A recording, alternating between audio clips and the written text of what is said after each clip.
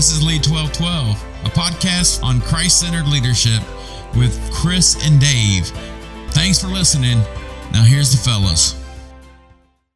Hey everybody, we're here. We made it. Woo-hoo-hoo. Hello. Aren't you glad? Aren't you excited that we're here? Come on. I'm excited. I can hear you out there just yelling with us, even though you haven't even heard it yet, but we know you will. They don't know what they're in for. They honestly do not know what they're in for. But I am excited because I know God's going to do some cool things through this ministry, because we really want you to know we think of this as a ministry, good leadership that represents Christ. That's what it looks like. Amen. And so that's the goal of this podcast. That's what we're trying to do. That's what we want to accomplish. This first episode, we're just going to kind of tell you who we are, why we're doing this, and how much we love Jesus, hopefully all in between all this. Amen so to all of that. We're glad. I'm going to kind of turn it over to Chris in a second, but let me give you a quote from C.S. Lewis. He said, we don't need to be taught new ideas so much as be reminded of old truths. And so there's a lot of that. Don't get me wrong. The thing that I always remember is this is a really good leadership quote that'll really make you feel better about yourself. There's no such thing as an original idea. Absolutely. Yeah. So when you know that, you know what, even if you say, well, I came up with that. No, trust me, someone else did too. Beat you to so, it. but the good news and what he's saying there is we can keep giving these to each other and grow in them and get better at them. And all of a sudden, there's new things coming out. And hopefully, as you understand the importance of doing this all through Jesus Christ, it'll change your life. So speaking of changed lives, let me tell you about somebody who I'm so excited to introduce to you. I can't believe he agreed to do this with me. In fact, he didn't just agree to do it. He helped put it all together. So this is all about what he's done. And I'm so excited about this ministry. Let me introduce you to Chris Hall. Well, thank you for that wonderful introduction, Dave. I hope I can live up to that. Oh, there's no problem. No doubt at all. And hi to everyone listening. I'm going to give you a little bit about myself so you have an idea who we are. My name is Chris Hall. My fighting name was The Beast. I was born in eastern Kentucky in the Appalachian region. My father was a coal miner and my mother was a teenager. So my mother was 17 when I was born. And I grew up in eastern Kentucky, as I said, and my very first job was I worked at McDonald's. I worked there for a year flipping burgers. Had a good time, met a lot of great people. And my high school had a career fair, and one of the booths at the career fair was set up by the FBI. Wow. Me and a couple of my friends decided, That's awesome. As a joke, we would apply, and I applied, and I got accepted, and they recruited me. I told you guys he was good. So I went from working at McDonald's to working in a video store, if those of you who are old enough to know what movie rentals were, and then straight to the FBI in Washington, D.C. Wow, that's amazing. And I worked in a lot of divisions there. I started in the ident division, and I went and did some really cool undercover work. It's not as impressive as it sounds. And then I ended up in Quantico, Virginia, working with the Behavioral Profile Group. Had a wonderful time there. Very, very stressful job, but very rewarding job. And to, I guess, take the edge off the stress, I became an amateur fighter. Just throw that in for the good looks. There it is, buddy. That's amazing. And I did really, really well as an amateur fighter. And I did so well that after about 4 years, I decided to leave the FBI and become a professional fighter. I bet your mom and dad love that. Oh, can you imagine that phone conversation when I had to call? That's awesome. Mom and Dad, I'm going to leave the FBI and become a professional fighter. I'm going to take a steady, stable job, and I'm going to live in the back of my car for a while. Just going to be knocking some people out. Mama's going to knock you out. That's what happened right there. That's pretty awesome, man. It doesn't seem so awesome now that I'm 52 and looking back at that, but when you're 22, it makes a lot of sense. So if it's your son, it's not as awesome, but if it's you, it's incredibly awesome. I get you. I'm with you. So I did really well as a fighter. Before my very first professional fight, we had a tragedy. My mother was hit by a drunk driver and killed. And this is a time that I really needed to lean on God. And God was there for me. And I remember it's amazing how God can change your perspective. I remember when we were told that she was in an accident. And I started thinking, God, you can't take my mom. You just can't take my mom. But let me tell you, oh, can't he? Yes, he absolutely can. And when he owes us nothing, and we owe him everything. Yes. So that was not a good fight for me. My head wasn't in it. But I rebounded, and I did really well. I actually became a top 10 fighter in a few years, and I retired with a record of 69-6 with 29 knockouts, and 19 of those knockouts were first-round knockouts. So I was known to have heavy hands. Heavy hands. That works in also making bread, I think. So that's pretty cool. I fought for the heavyweight championship of the world in '95, and that's when I retired. In 2009, I was very honored to be inducted into the Martial Arts Hall of Fame. That's amazing. That's something that I'm proud of. So in '95, when I retired, I was not quite 30, and I had to reinvent myself, and I got involved in technology, and I started applying myself and learning as much as I can about technology. And then as I grew and I went up the corporate chain, I became really amazed with the process of leadership and how a leader becomes a leader and how the different styles of leadership affect different tasks and different people. And at the same time, I was pursuing different educational degrees. I got a bachelor's degree in mathematics and another bachelor's in physics, and finally a third bachelor's degree in organizational leadership. Okay, did you guys just hear that? He's got 3 degrees. My aching back. 3 degrees. One of my buddies in college used to always say, my aching back. My aching back. That's crazy. I couldn't decide where I wanted to go, I guess.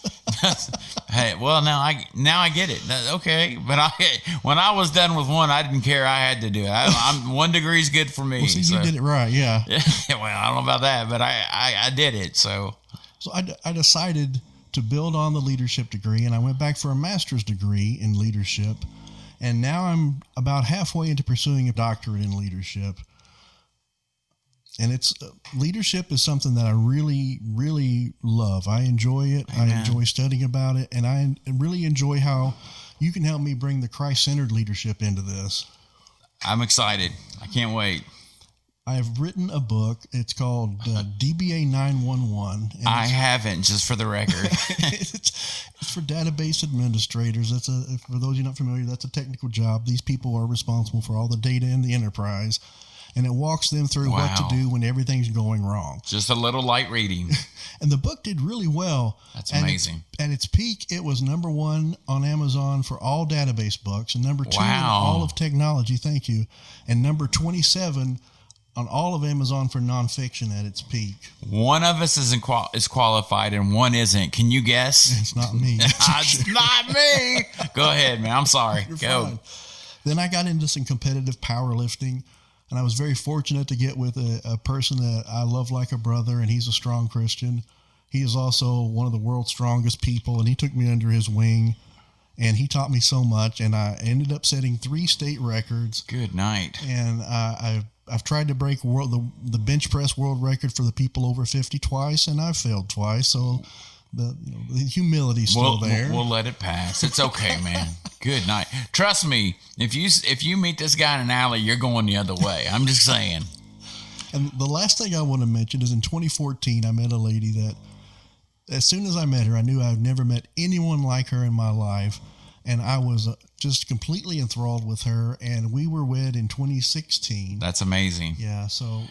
And she also has really good 2 boys, and the dogs who are incredible. The one dog's amazing. 2 great boys and 2 great dogs too. So. Yeah, the dog that snores is my favorite. I feel like I'm preaching right to it. Yep. So if you're listening and you can hear her snoring behind us, that's awesome. My dog, and she's in here with us, and I love it. She's old and she doesn't get around very well, but we love her so much. She's incredible. She's really sweet. Both his dogs are great. Not that it matters, but they're awesome. So I'm gonna put that out there. So now it's my turn. I want to introduce the person that I respect so much. He's not just a pastor at my church. He's the founder of my church. He is one of the strongest, religiously strongest and spiritually strongest people you'll ever meet. He's a father of 7 kids. It's just unbelievable. It's my pleasure to introduce Dave Scalf. Wow, for a minute there, I thought somebody else was going to come in because they sounded so good. I'm like, who is this guy? It's you. It's all you. Yeah, I don't know about all that. I'm just a fat kid trying to love Jesus. Amen. And so ultimately, that's one of the messages that I think we will be getting across in this podcast is be who you are as a leader. Don't emulate anything we tell you. Just try to figure out what it is that makes it works for you to put it out advice. there. And so that's kind of the goal of this thing. And I can't wait. So I'm Dave. Sorry. I'm excited. I'm ready to go. I'm over 50. Pray for me. So it was funny because if you saw, you'll see our Facebook page or our website and all the different things that we're doing right now. And you see the pictures. And one of my son's kids said, "Is your dad fighting that dude?" And I was like, good night, he'll kill me. But it's kind of cool because I've never had one of those, and it did kind of look like we were getting ready to go to fight. So he'll kill me, by the way, if we do. So anyway, I thought that was cool. I thought it's been really neat just kind of getting this thing ready and getting going on it. So way back in the day, I was 16 years old. I was very impressionable. I was helping my dad every night at his bar, and I basically took all the beer bottles and threw them into a garbage can. Now I'm going to do it when they're full. No, I'm kidding. But I did that, and it kind of taught me how to love people and why I needed Jesus so much, because I saw men in my dad's bar every night not going home, drinking till they can't even think anymore, and just missing out on what life is. That's amazing. And so at 16, I knew that I didn't want that. That's a great life lesson. Yeah, amen. And so I went to this thing. It's called Young Life. Some of you guys may have heard of it. I went to a camp and on a hill in North Carolina, June 26, 1986. I said, Jesus, I want you to be my Savior. I accept you, I need you, and I love you. It was the greatest decision I've ever made. Amen. And I would make it again, and I try to make it again every day. That's wonderful. Every day I want to wake up and say, Jesus, you're my Savior. What are we going to do today? So here I go. I'm 16, and I don't have a clue. I hadn't done really good in school because I didn't really have a clue.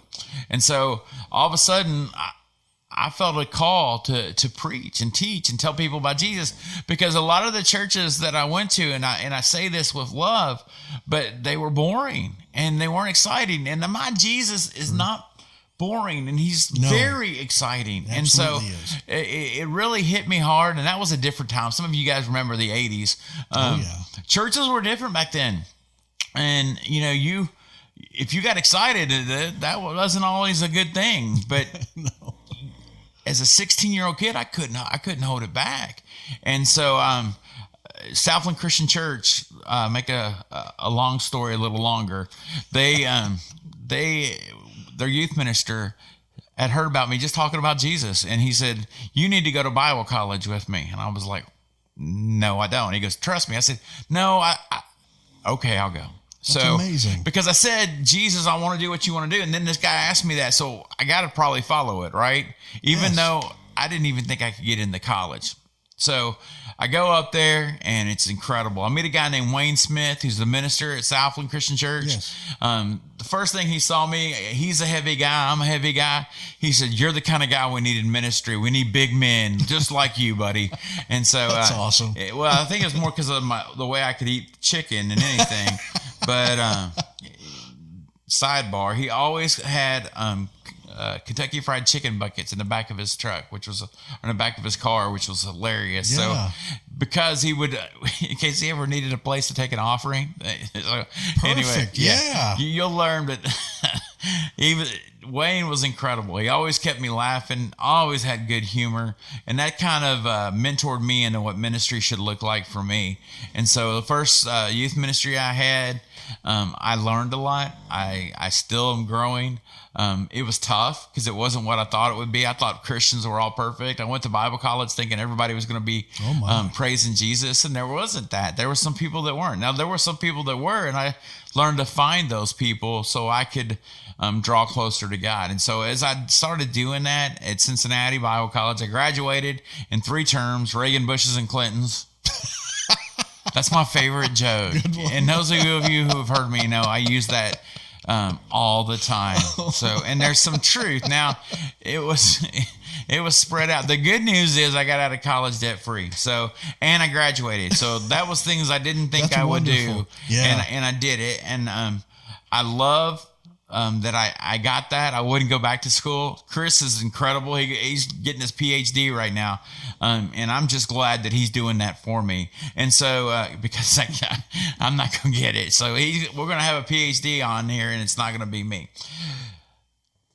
Moving on. The one thing that kept coming on to me and God kept moving in my heart is I wanted to be the kind of leader that he wanted me to be. I wanted to be able to love people the way he wanted me to love people. So I started, long story, I started Christ Church 16 years ago. And the whole goal was that we were going to be real hope for real people, because that's what Jesus is. I started that message probably about 5 years ago. I got a little burnout. I got tired. I got worn out. I was trying to do too many things.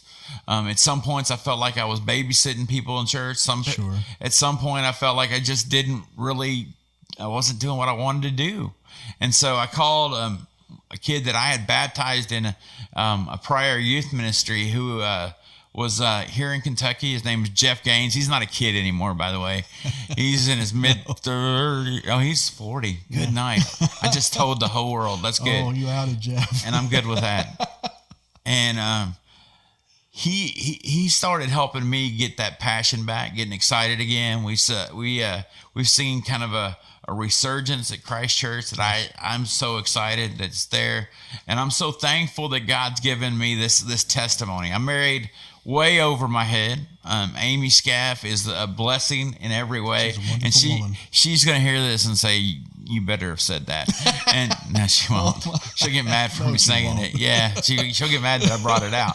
But I did, and I'm blessed. And I got we have 6 children in our house. We've had 7 total. We had a son that passed away when he was 3 years old. I'm not going to go into that right now. But there's some stuff there that also I learned a lot about leadership, but I learned about grief and who I was. And hopefully we can talk about that some. And it's okay, whatever process you're going through is kind of the goal that I want to let you know. And so we started this ministry. We think God's going to do great things. Let me kind of give you some information just so you know. We called it Lead 12-12 for this reason. Rejoice in hope, be patient in tribulation, be constant in prayer. Romans 12:12. So Lead 12:12 is really challenging us to, number one, just praise Jesus with all you have. Amen. If you want to be, that's the thing I've learned in ministry for the last few years. Praise Jesus with everything you have. Learn to be patient. Even in doing this, we've already had to learn to be patient, right, Chris? Yes. We thought we had it down, man. I'm telling you what, we were on fire yesterday. Sorry, but the problem is you got to listen today.